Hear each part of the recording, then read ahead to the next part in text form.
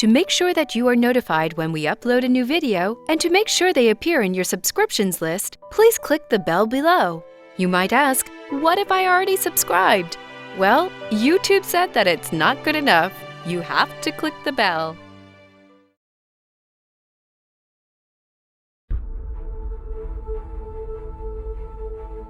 She was a poor and humble girl, but she loved Christ very much.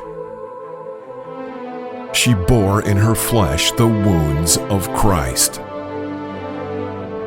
Her name is Gemma Galgani. Fire, fire in my heart. This morning it is burning. Dear Jesus, I love you so much. I shall endeavor always to love you. I shall live to love you. I shall die to love you.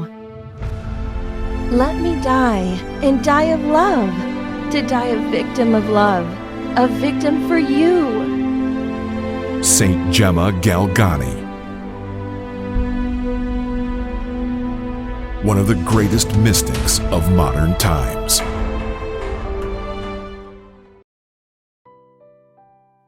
The miraculous assistance of Saint Gemma Galgani's guardian angel. Since Saint Gemma Galgani was called by God to be a soul victim, that is, to suffer for the conversion of sinners, it follows that God would give her extraordinary graces to better accomplish this vocation to which He called her. One of the astounding supernatural graces in the life of Saint Gemma is extraordinary assistance of her guardian angel, who was a great help in her sanctification. In The Life of Saint Gemma Galgani, Venerable Father Germano states, Gemma saw her guardian angel with her own eyes, touched him with her hand, as if he were a being of this world, and would talk to him as would one friend to another. Jesus, she once said, has not left me alone. He makes my guardian angel stay with me always. Her guardian angel assists her in prayer.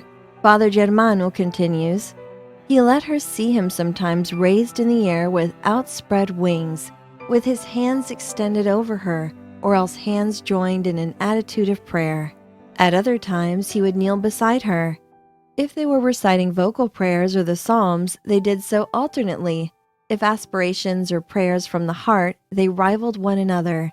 These are Gemma's words, that is, they had a holy rivalry as to whom would say them with more fervor, saying Viva Gesù, or Benedetto de Dio, and other such beautiful invocations. When it was time for meditation, the angel inspired her with sublimest ideas and moved her affections so that the result of this holy exercise may be more perfect. The subject of these meditations was, for the most part, the Passion of our Lord. The angel, like a good master, laid open its profound mysteries to her soul. Look, he would exclaim, at what Jesus suffered for men. Consider each of these wounds. It is love that has opened them all. See how horrible sin is, since to expiate it, so much pain and so much love have been necessary. These and other such reflections went straight to the heart of the fervent Gemma. Once, Gemma's guardian angel ordered her to write the following: Remember, daughter, that whoever truly loves Jesus speaks little and bears all things. I command thee, on behalf of Jesus, to always refrain from giving your own opinion unless it is asked.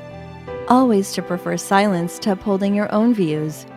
Whenever you have committed a fault, accuse yourself of it at once and do not wait for others to accuse thee.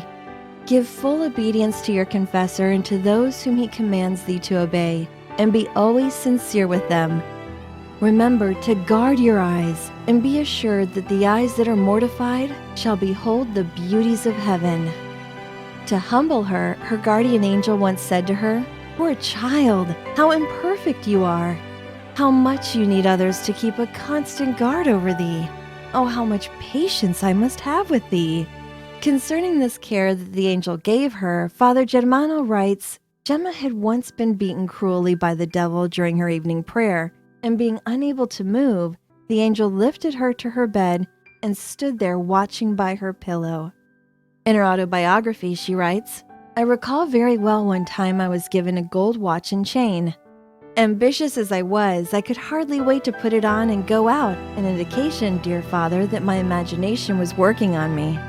I did in fact go out with it on, and when I returned home and started to take it off, I saw an angel whom I recognized immediately as my guardian angel, who said to me very seriously, "Remember that the precious jewelry that adorns the spouse of the crucified King can only be thorns and the cross." I did not even tell my confessor about this. In fact, I tell it now for the first time. These words made me fear, as did the angel himself. But a little later, while reflecting on them without understanding them at all, I made this resolution. I resolve for the love of Jesus and to please him never to wear the watch again and not even to speak of things that savor of vanity. At the time, I also had a ring on my finger. I took it off immediately, and from then until now, I have not worn such things. Another extraordinary angelic event is the fact that Gemma often sent her guardian angel on errands to ask Jesus, Mary, or St. Gabriel Possenti some permission or assistance. Later, her guardian angel would return with such a reply or permission as she requested. Her guardian angel corrects her.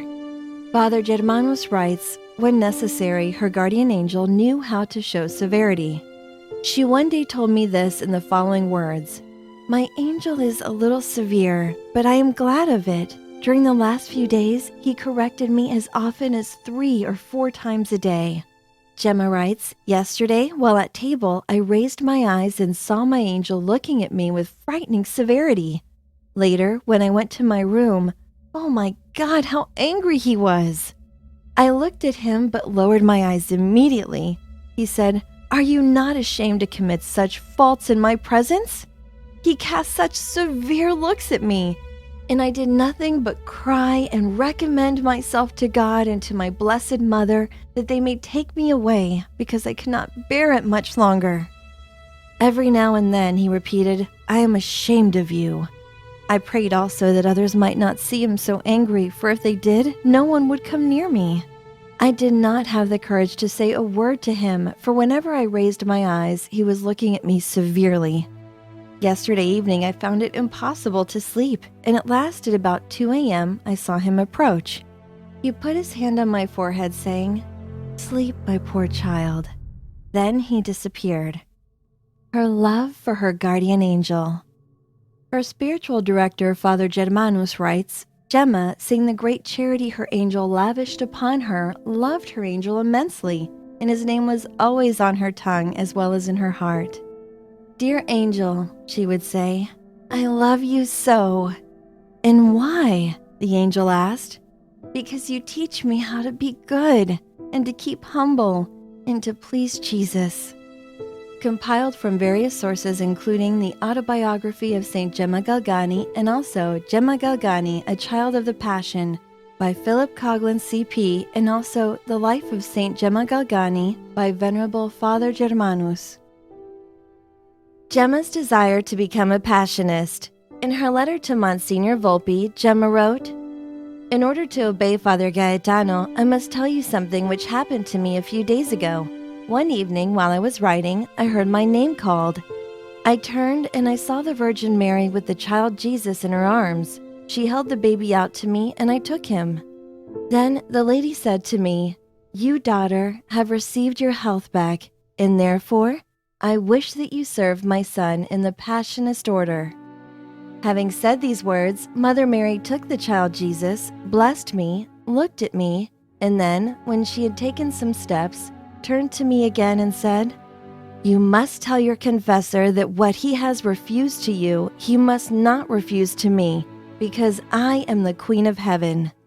I have asked you to join the company of Passionists, and you should do what I have asked of you.' After she had said these words, the lady went away.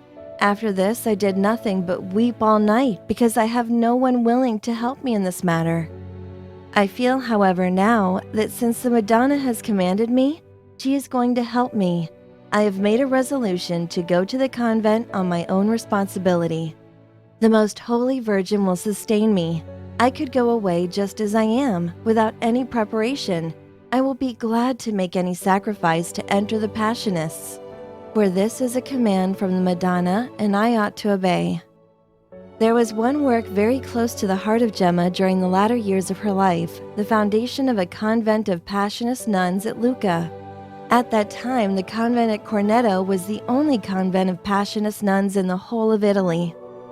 Gemma had, for years before her acquaintance with the Passionists, longed for the life of a cloistered religious, and besides the ineffectual attempt to enter the Visitation, had made others with the Carmelites, Capuchins, and Mantelet, all equally unsuccessful. But from the time of her miraculous cure through the intercession of Saint Gabriele Possenti, her thoughts turned towards the Passionists. For had not Saint Gabriele called her a sister during his heavenly appearances? Saint Gabriele was a Passionist brother who had died a holy death 37 years before. When she made her first confession to the Passionist Father Gaetano and told him how eagerly she desired the life of the cloister, he had replied, "We have Passionist nuns," and from that time, she ardently longed to become one of them.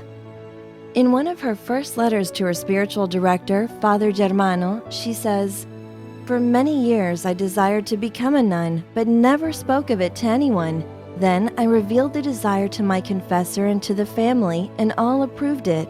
In fact, I went to the Visitation and made a retreat for 18 days, and it was arranged I was to enter there on June 1st. But when the time arrived, the confessor opposed it, and all attempts to make him change his attitude were in vain.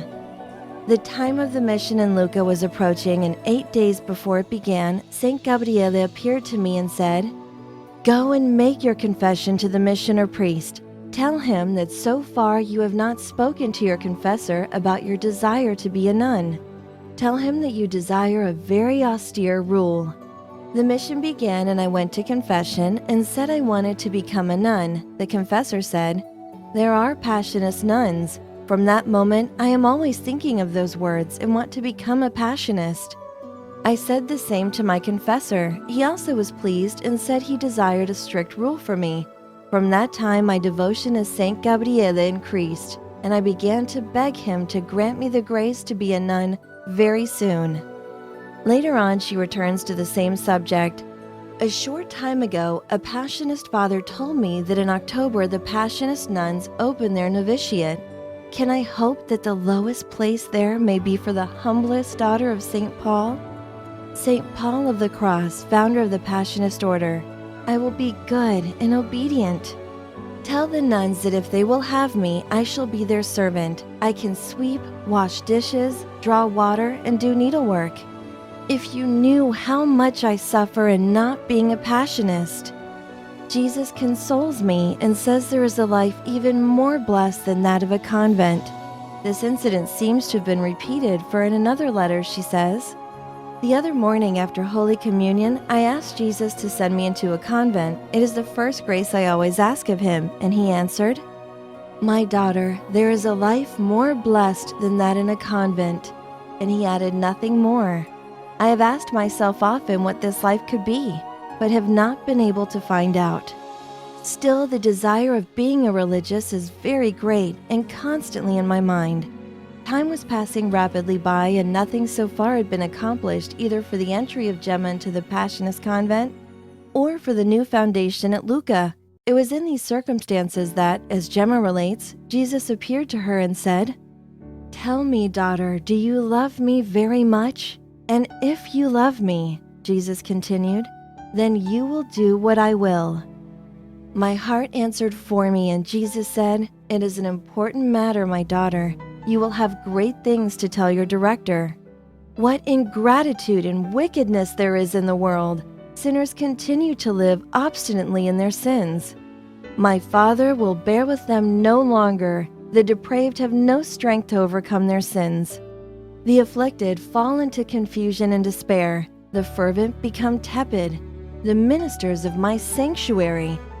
Here Jesus was silent, and after some minutes continued, "I have entrusted to them the great work of continuing the redemption."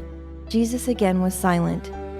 Jesus continued, "My Father will tolerate them no longer. He has continually given them light and strength, and they instead?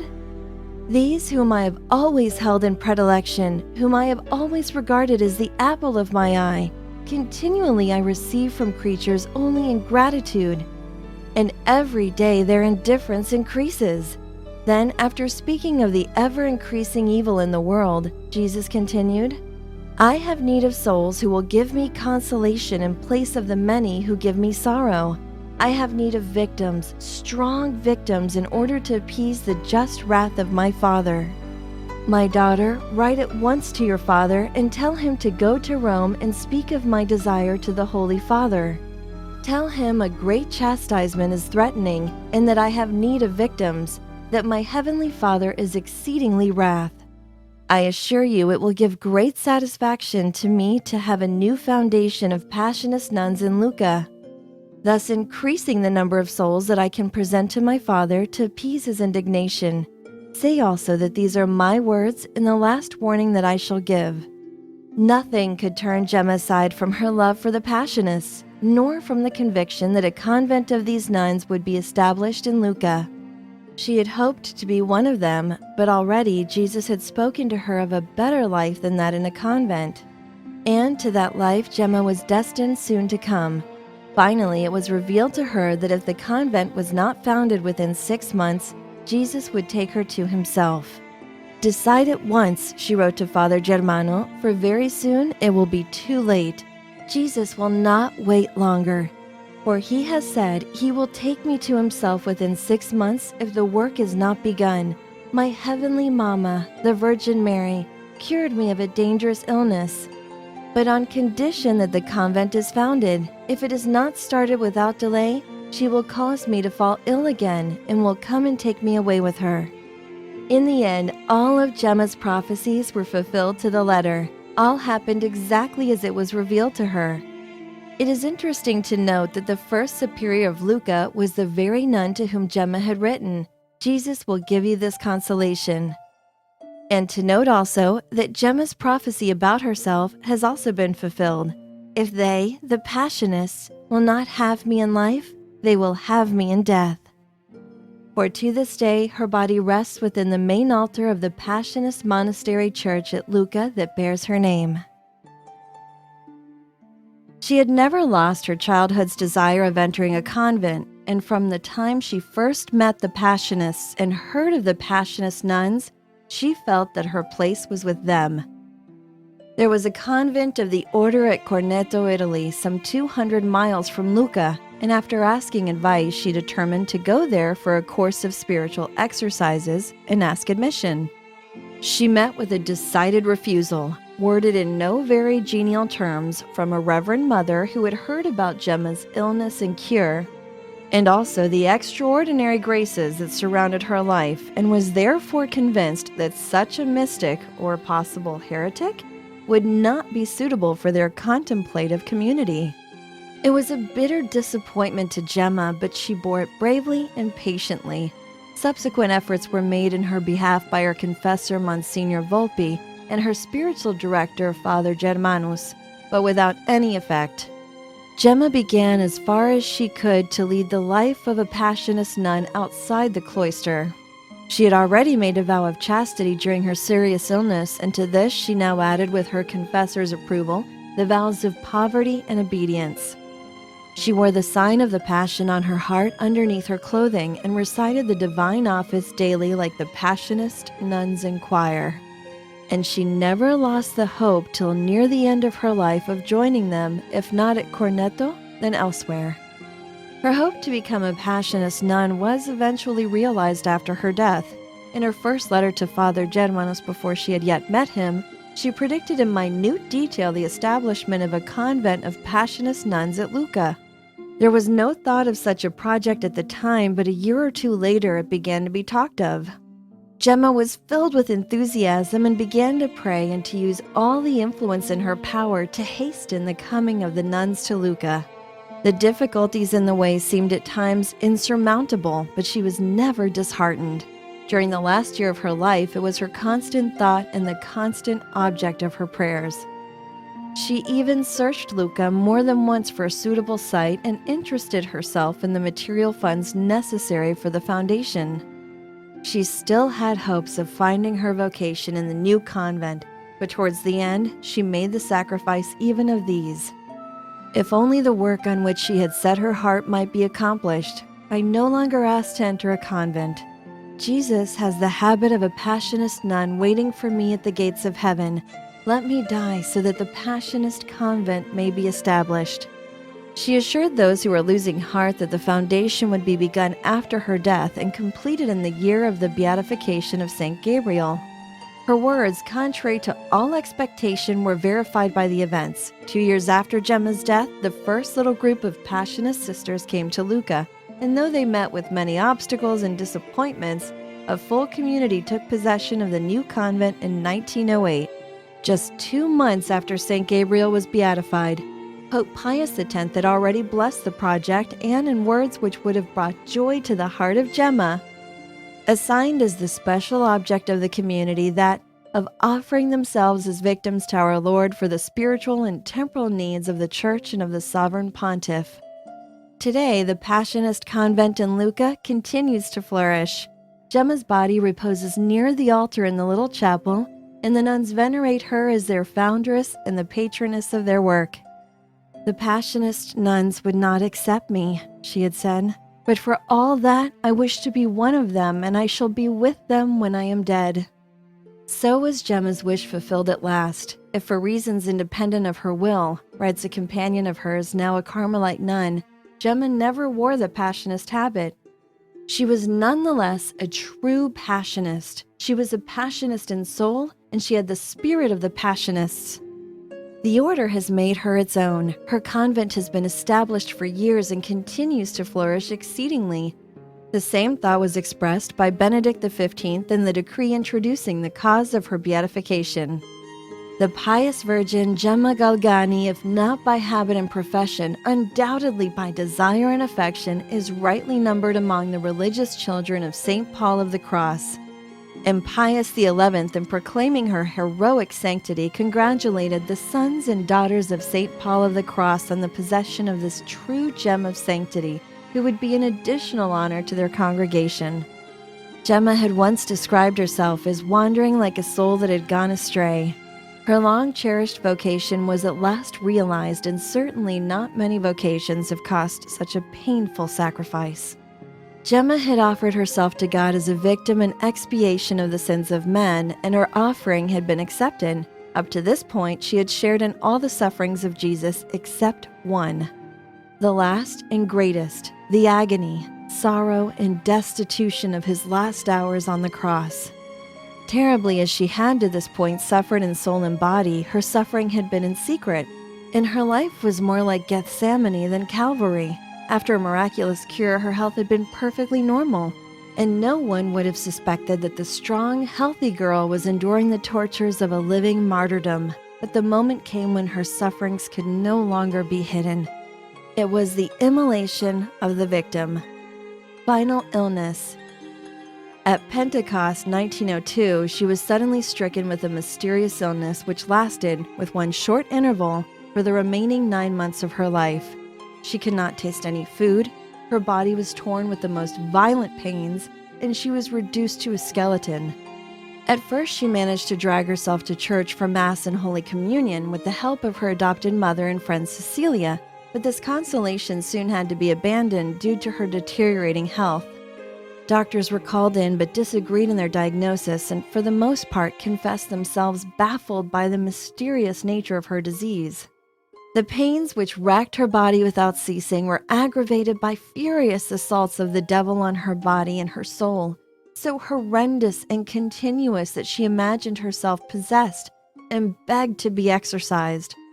Her heroic life, all the virtues she had practiced, all the divine favors she had received, were now represented to her as an accumulation of hypocrisy and deceit. And during all those months of suffering, no ray of divine consolation reached her heart. She continued to pray unceasingly, calling on Jesus and Mary to be with her in this hour of bitter dereliction, and outwardly preserved a serene and unruffled calmness. Of her bodily pain she never complained but once, when she murmured, "My Jesus, it is more than I can bear."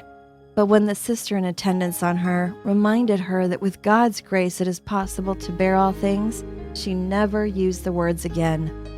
On the contrary, when the sister once asked her, "If you had your choice, which would it be?"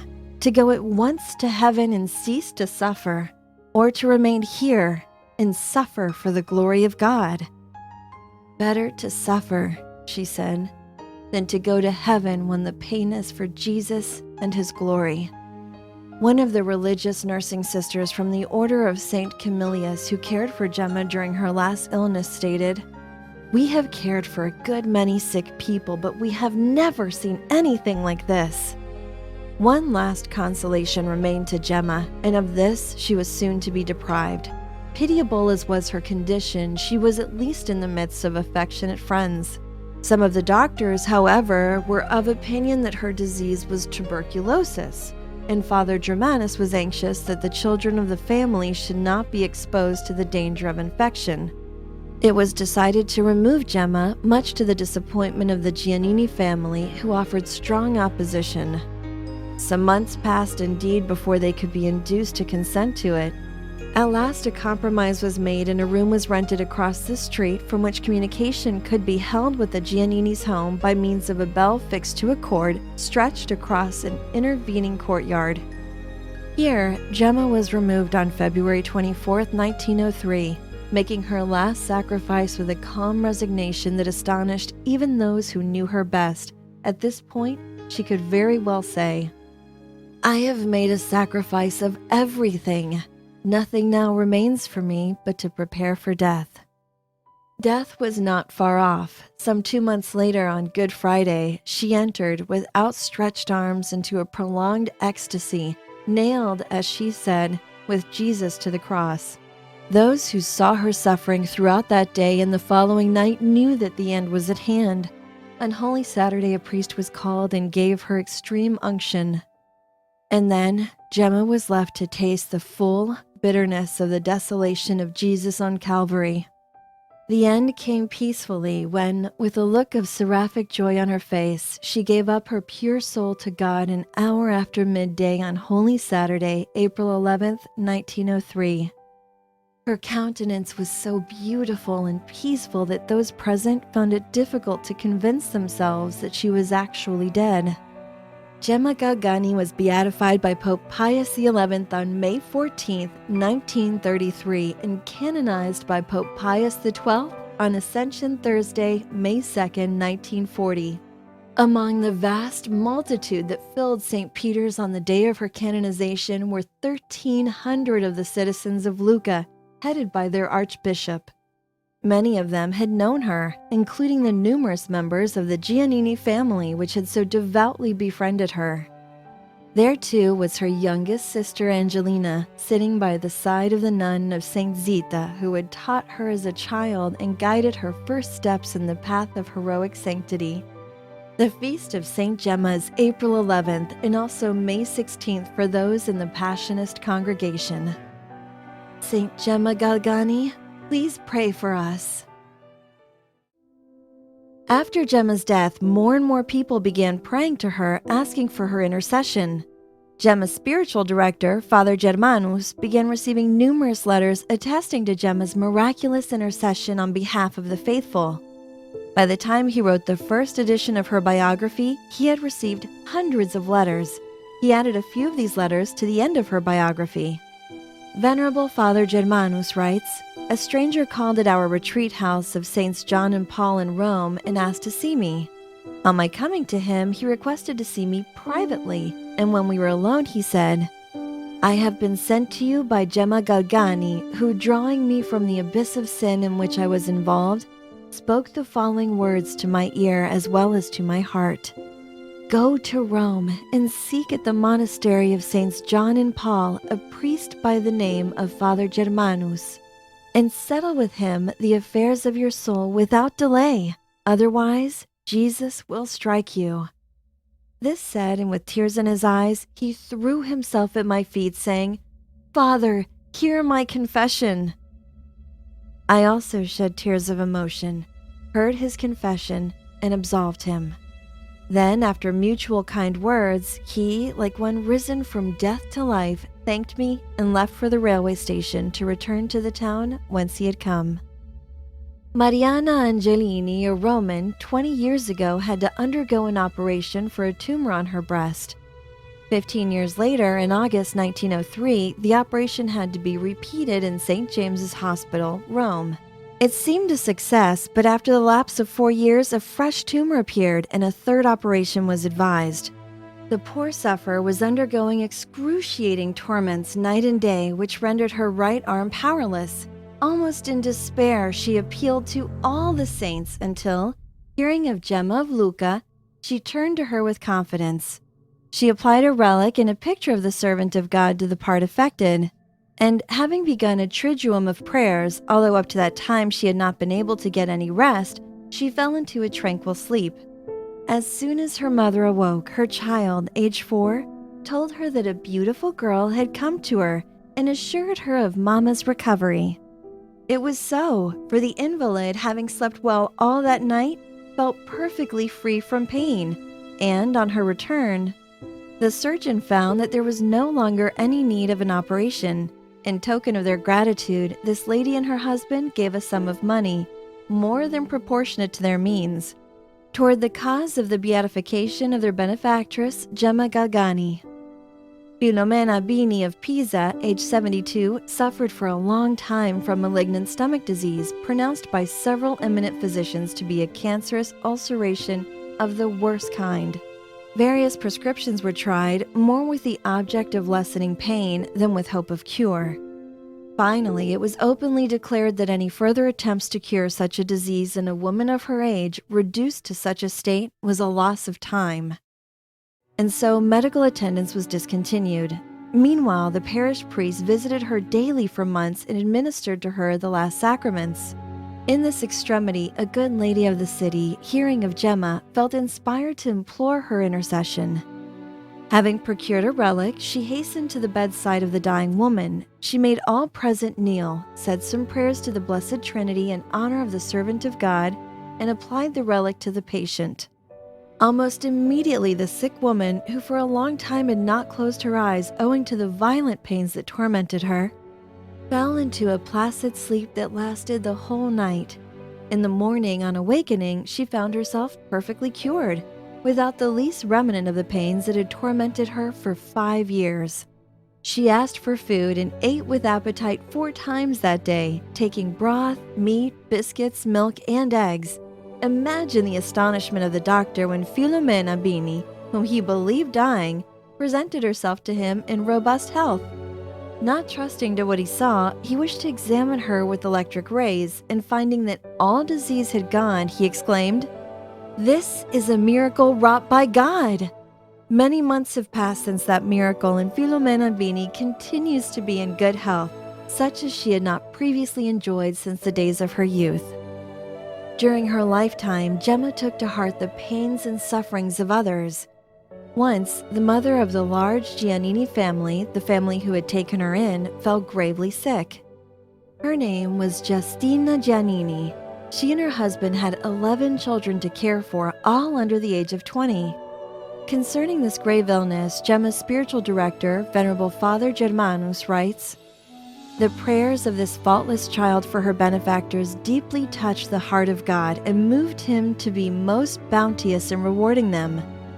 Once, the mother of the family fell seriously ill with internal spasmodic pains that made the attending doctors speak unfavorably of her chances of recovery.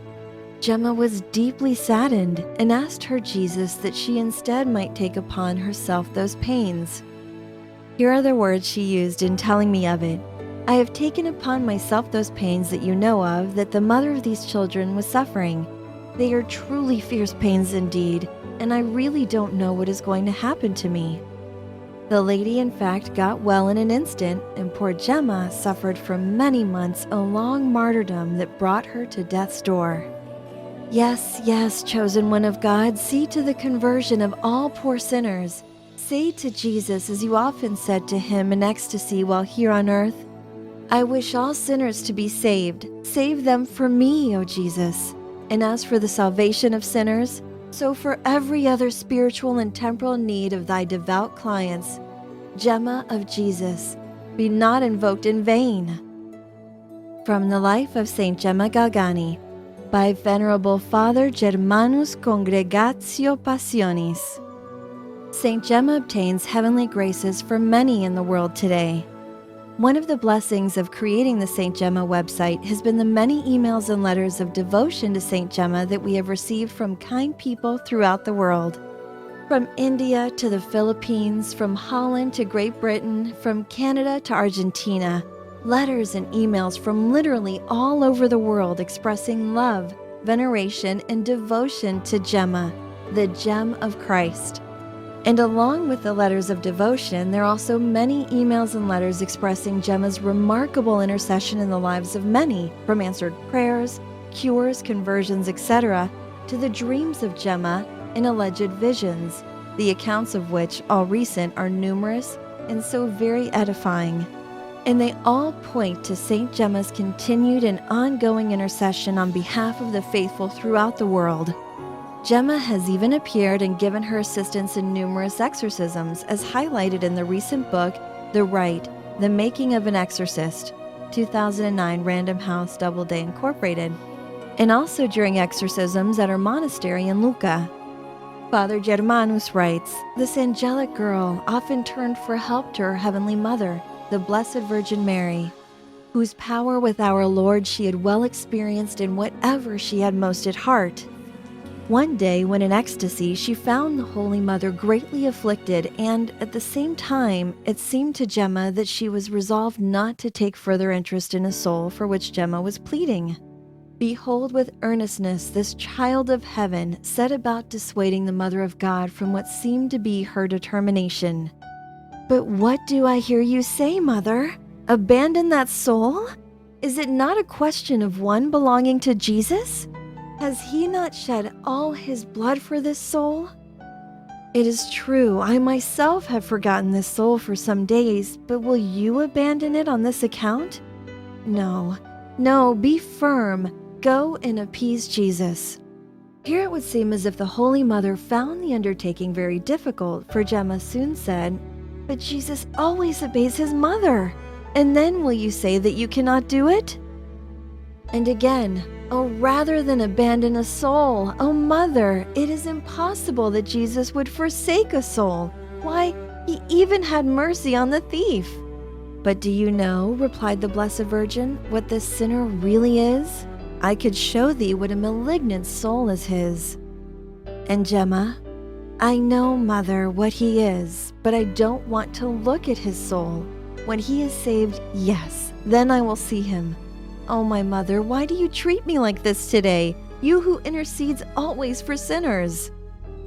Have you ceased to be, Mother? Surely it is impossible. But today will you leave me in such affliction? Obtain for me from Jesus what you did for me on Saturday. Here she is alluding to the conversion of another sinner for whom also she had prayed very much. Then how contented I will be. The last person that she had in her mind, or as she used to say, that she carried on her shoulders, was a gentleman of Lucca, a notorious and obstinate sinner, but not personally known to her. The always charitable Gemma labored long and earnestly for his conversion and renewed her assaults on heaven without losing confidence. In her last sickness, she said, I am keeping him on my shoulders for the whole of Lent, then he will be taken off. On Holy Thursday, the good priest who had recommended him to Gemma, all full of joy, told me that a great sinner had been converted in his hands. It was Gemma's sinner. 2 days later, freed from that great weight with another palm in hand, the Virgin of Lucca took flight to heaven. This was the last conversion wrought through Gemma's intercession while alive here on earth, occurring only 2 days before her holy death. Saint Gemma, pray for us. Pilgrimage to Italy. If you are planning a pilgrimage to Lucca and/or Rome to visit the tomb of Saint Gemma Galgani and other important holy places relating to her life, we recommend the following itinerary. One can easily fly into the major airport in Pisa International Airport Galileo Galilei in Pisa, Italy, and take a taxi or train to Lucca. A pleasant and affordable hotel to stay at, which is located at the foothills of the Alps in Gragnano, Lucca, is the Hotel Country Club. There is an excellent restaurant attached to the hotel. Most important, it is right on the bus line and only 6 miles from the Passionist nuns monastery, which houses the tomb and body of St. Gemma Galgani. Hotel Country Club's address is Via Peschiantina, 874, 55010 Gragnano Capanori, Lucca. There are also very important items and relics related to St. Gemma and the Passionists in Rome, such as her autobiography that was burned by the devil, that are well worth seeing. Suggested itinerary: 1. St. Gemma's Sanctuary. Address: Fuori Porta Elisa, 55100 Lucca, Italy. In this Passionist monastery dedicated to St. Gemma, you will see the glorious St. Gemma entombed under the altar in a bronze sepulchre. There you can also find the tombs of Father Germano, her spiritual director, and Monsignor Volpi, her regular confessor. Outside the church, there is a little bookshop which has many books in several languages about St. Gemma. There are also statues, photos, souvenirs, and holy cards available. In the bookshop on the left side, you can see a little museum with some of St. Gemma's clothes, her shoes, personal objects, books she used to read for prayer, etc. There's a very kind lady who works there whose name is Maria. She is responsible for taking people to visit Casa Galgani, which is St. Gemma's house where she received the Holy Stigmata. The sanctuary and the museum bookshop are open every day from 9 a.m. to noon and from 3 p.m. to 6 p.m. At noon, Maria takes people to visit Casa Galgani. You need to ask her for this free tour because she has the keys and knows everything about St. Gemma's sacred home. You can see St. Gemma's clothes, a kind of orthopedic brace she wore because of her sickness, her comb, a beautiful quilt she made. 2. Casa Giannini. Address: Via del Seminario, 10, Lucca. This is the Giannini's family home. In this house, St. Gemma lived her last 4 years. The house now belongs to the St. Gemma's Sisters, a congregation founded by Eufemia Giannini, one of the 11 children of this pious family, who became a nun and changed her name to Gemma Giannini. She is known as Madre Gemma Giannini. In this beautiful house, you can see many interesting things. In the dining room, you will find the famous crucifix which lovingly embraced Gemma and the place where St. Gemma used to sit to dine. In the garden, there is a little well into which she threw herself during a temptation. There is also a staircase where St. Gemma fell, thrown by the devil. On the second floor, you can see the box where she used to put her letters for her guardian angel to deliver. You can also see her bed, the statue of the Virgin Mary her mother gave to her, and the study where a photo was taken of her while she was in ecstasy. You should ask one of the sisters to take you to the Chiesa della Rosa, which is the church where St. Gemma attended Mass. Also, ask to see the room where she passed away. Both of these sites are on the other side of Casa Giannini. In the church Chiesa della Rosa, you can see the place where St. Gemma used to sit. It is specifically marked. You can also view the confessional where St. Gemma used to confess. 3. St. Gemma's Birth House. The St. Gemma Sisters own St. Gemma's birth house, Casa Madre. Address: Via della Chiesa, 1, Camigliano, St. Gemma, Lucca. Telephone 0583 297 165. It's not in Lucca, but in a little village in Lucca's neighborhood. You should take a bus to Camigliano, St. Gemma. This is the name. The bus stop is near the sanctuary. The ride takes about 15 to 20 minutes to arrive at her birth house. Very close to the front of her birth house, you will find a house of St. Gemma's Sisters, where Mother Gemma Giannini is buried. 4. Duomo di San Martino, St. Martin's Cathedral. There you'll find the Volto Santo, or Holy Face image of Christ, which was miraculously carved by Nicodemus and has been a historic place of pilgrimage for more than 1,000 years. St. Gemma herself visited this shrine often during her life. Also be sure to take the tour of St. Martin's Cathedral Museum, which is located right next to the cathedral. 5. The Sisters of St. Zita, also called Zitin. This congregation was founded by Elena Guerra. She had a particular devotion to the Holy Ghost and wrote many books about this devotion. Elena Guerra was one of St. Gemma's school teachers. Be sure to ask one of the Zitin sisters to show you the original teacher's notes that were kept about St. Gemma. Also, in the church, you can see Elena Guerra's body. In Rome. And finally, don't forget to include in your pilgrimage a visit to the Scala Santa, Holy Stairs in Rome. This is where Catholic pilgrims for centuries have ascended on their knees in an act of penitence. The same stairs, originally from Jerusalem, that Jesus was led up and down by Pilate several times during his sorrowful passion. A Catholic can obtain a plenary apostolic indulgence applicable to the poor souls in purgatory every time they ascend these steps on their knees. This sacred site, which is maintained by the Passionist order, has been considered by several popes to be the holiest place on earth. Blessed be Saint Gemma Galgani.